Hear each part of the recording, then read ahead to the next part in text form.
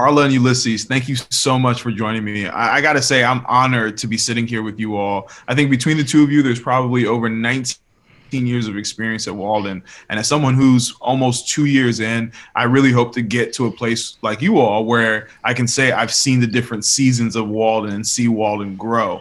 And I know that there's probably some people out there who don't know you all personally. So I want to start with some introductions. If Carla, you start first, and then Ulysses, who are you and how are you connected to Walden? I'm a Jersey girl. I grew up in Jersey City, New Jersey, the middle child. And yes, the middle child experience is real. Thank you, Jan Brady. Um, I am a people person, and that just led me to my passion, which is communications. It's really where I built my career, and I think it started out at home in New Jersey. I come from a family of leaders, of strong women who are used to being out in the community, making sure that everyone had what they needed. And that kind of stuck with me. And I took it on my passion, on my journey with me professionally. So I'm an only child. I was raised by my grandmother and my grandfather. I was born in Richmond, Virginia, and through my mom's hardship, back then, your grandparents you could really, really count on to, be that pinnacle, that essence of the family. So my mom sent me to live with my grandmother when I was 2 weeks old.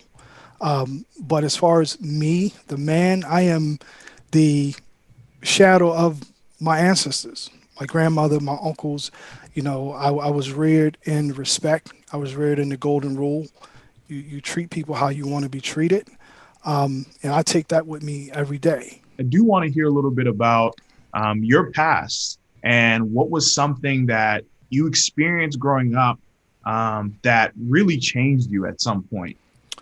One of the things from my past that I guess I can distinctly like remember is, lo and behold, walking into the house again. It was just my grandfather and my grandmother. My grandfather passed in 1980, and at that time I was only like 7 years old. But he taught me a lot in that, my being seven and understanding. I used to see my granddad get up and go to work. My granddad worked for the power company in North Carolina. But little did I know, my granddad couldn't read. I didn't know that. You know what I mean? So, but he will always sit at the table with a newspaper. You know what I mean? But at that time, being that age, I didn't understand that, and I didn't learn that till later on, in life. So, as I thought back, I'm like, man, I wonder if my granddad did that for me. You know what I mean? If he didn't know how to read, but being, the imagery of him sitting at the table with a newspaper and how that influenced, my education. I had my undergrad from Winston-Salem State University, went on to Walden to get my master's degree and started working on my doctorate degree. But, I've been studying about generational trauma, right?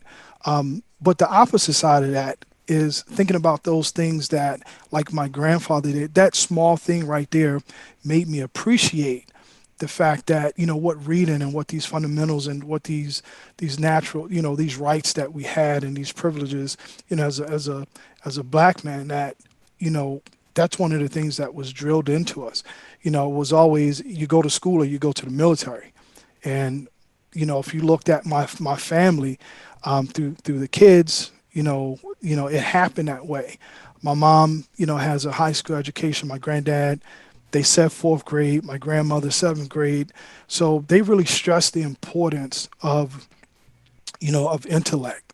In thinking about the future, what do you want to see for the Black community or your community this year? I think I would like to see just more opportunities. And yes, we are seeing them play out on the national stage and on the state, at the federal level, our state levels and our local levels. We're actually seeing it play out, but I would like to see it a little more, that inclusivity that we talk about, that diversity that we talk about.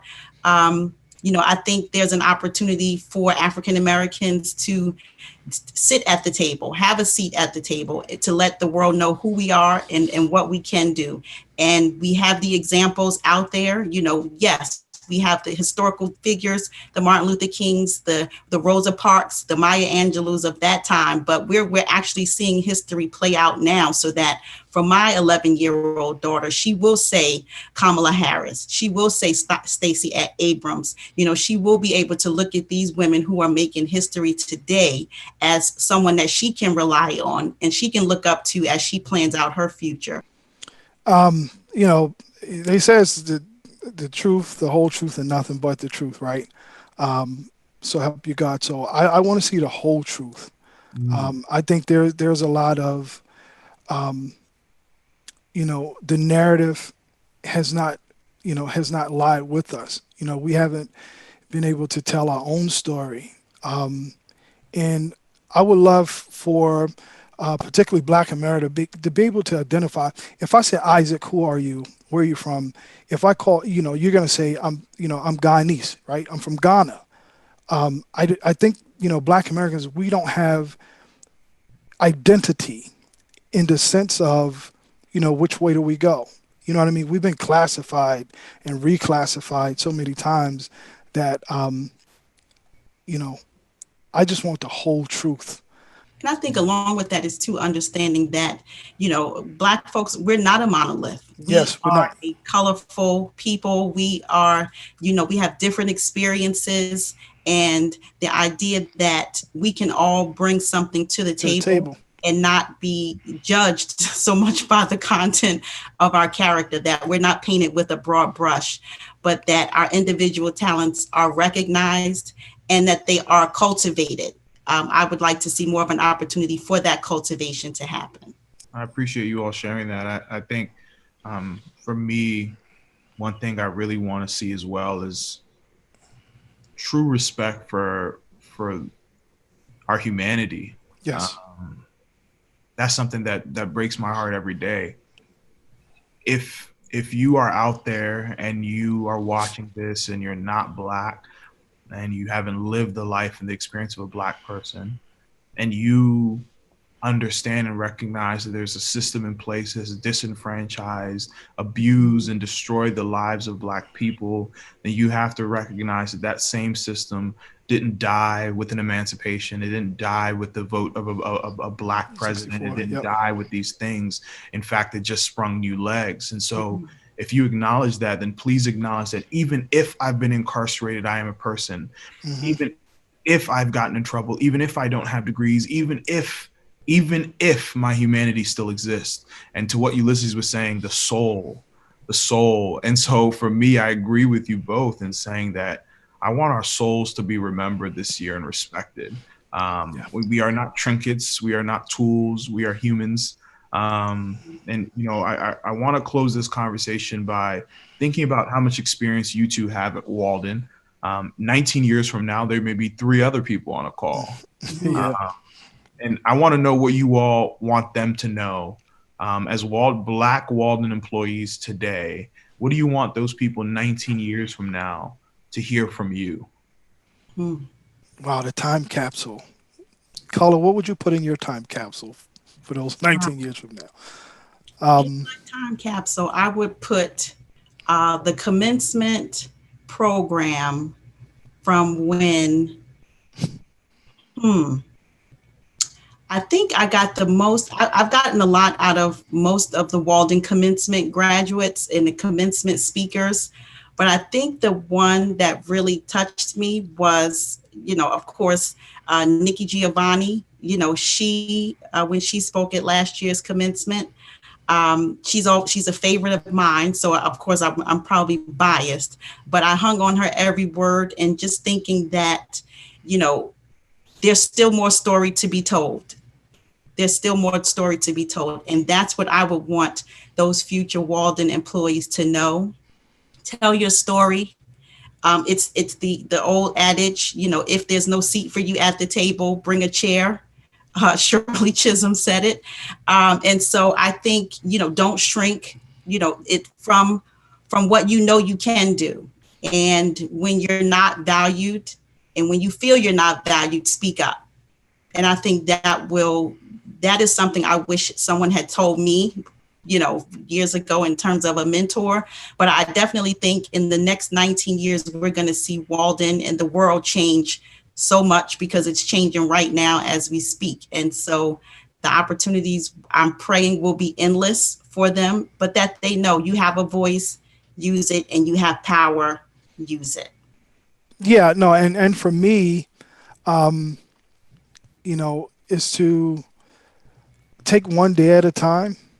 Appreciate every day, every moment that you have to interact with, your peers, and on every level, and reach for, you know, I hate to say cliches, but reach for the stars. If internally, if there are opportunities that's presented to you and you feel like it's a good fit for you to, take advantage of those opportunities, connect with people, appreciate diversity, push your way in, to get to know others that may not be in the same or have the same cultural background as you. And understand that there are leaders in all of us. Identify leaders within the institution that may look like you, that you can either, mimic the path that they were on or are on to get where they are, and take and replicate that, and you know, uh, appreciate those who are connected with other areas of the institution that you can have open and honest conversations with. Find a sounding board. Find someone that not only can trust but that can be your confidant. And you guys can build each other up. And that happens with having that sense of community. And one of the things I think Walden has done for me is be able to provide me with a sense of community. And if I may, Carla, I don't want to put put this out here, but Carla's become a good family friend, where I called on her to be a mentor to my daughter, and she said yes. I really want to wrap up this conversation right now by just saying thank you. You two have been amazing. Like I said in the beginning, I'm honored to get to speak with you all, not just because of your experience at Walden, but your experience in life. And the point of this conversation, this Black History Lives Here, is to give you all a megaphone. I think there's this misconception sometimes that disenfranchised communities, marginalized groups don't have a voice. Nobody needs to give us a voice. They just need to give us the microphone, right? We are speaking. We're always speaking. And so I wanted to thank you all for speaking and continue to speak, and allowing me to work with you all to use this platform to share your stories. So thank you so much for being a part of this series. And I can't wait to talk with you all more and see what comes out of this. Thank you, Isaac. Thank you. Thank you, Isaac. Really.